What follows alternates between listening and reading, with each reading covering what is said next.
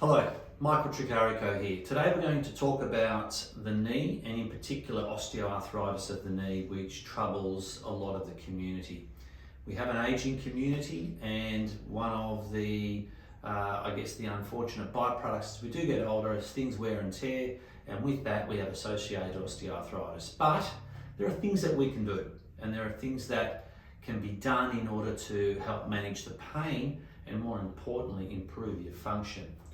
We'll just talk a bit about the anatomy of the knee first up. So the knee is a beautiful hinge type of joint, and it's made up of our lovely big femoral bone up on our thigh and our tibia bone down the bottom. So we've got this great joint which moves in this unidirectional position, movement.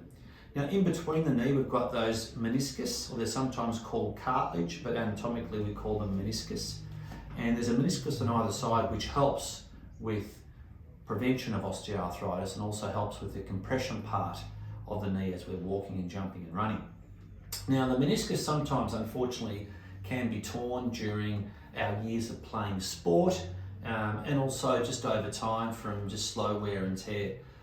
The meniscus itself plays a pivotal role in whether or not you develop osteoarthritis. So people that have had their meniscus out, especially the outside one, the lateral one, have a much higher chance of developing osteoarthritis in the knee.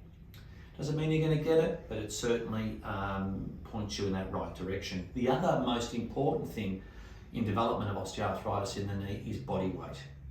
A 10% increase in your ideal body weight pretty much guarantees you 100% of developing osteoarthritis in the hip and or the knee. So there is incentive for us to not only exercise and keep weight down, but also great for also the cardiovascular and other systems that we have within the body.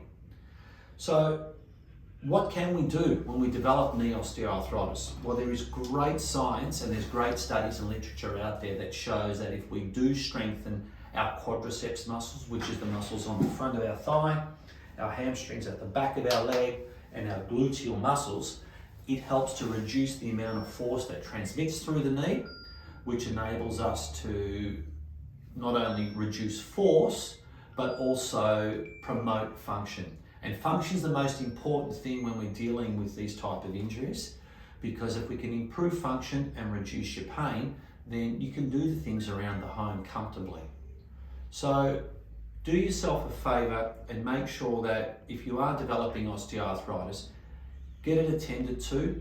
Have one of the physios look at your current exercise regime, get them to develop that exercise regime and progress that regime over time.